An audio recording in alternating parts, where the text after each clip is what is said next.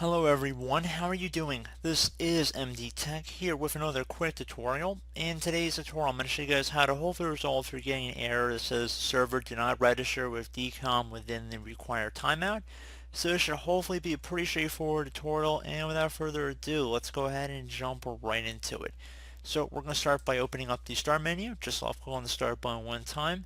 Type in component services, best match should come back with component services right above desktop app.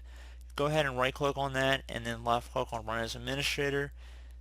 If you do receive a user account control prompt, you just want to go ahead and left click on yes. In my case I didn't get one here.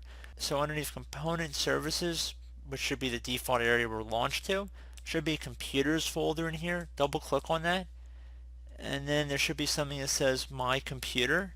You want to go ahead and right click on that and select properties.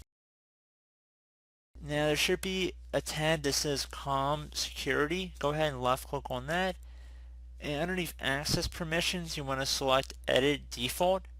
And now you want to go ahead and make sure the correct permissions have been allocated. So for self, you want to make sure both of them are allowed for local and remote access, as well as system if you choose to do so. Probably wouldn't suggest doing remote access unless you know what you're doing. And administrators, make sure both of them are allowed, which is probably a good move on that. So again, just keep that in mind here. You don't have to keep remote access again unless you're trying to have a remote access issue here, but you can see how mine's currently set up. Once it's done, just go ahead and left click on OK. Left click on apply and OK to close out of there. Close out of component services, and hopefully that should be about it. Another thing you can try if you're still having an issue would be to open up the start menu again, type in services. Best match should come back with services above desktop app. Go ahead and left click on that one time. And now you want to scroll down to get to function discovery resource publication right here. Go ahead and double click on that. You want to go now and make sure startup type is set to manual, and if server status is stopped you want to go click on the start button and then left click on apply and OK to save the change. So again, if that's still having an issue, you can go ahead and try that. Another thing you can try would be to go ahead and reset your default DCOM permissions. So in order to do that, we're just going to close out the services here. Head over to the start menu, type in DCOM CNFG. Best match should come back with DCOM CNFG. Go ahead and right click on that and then left click on run as administrator.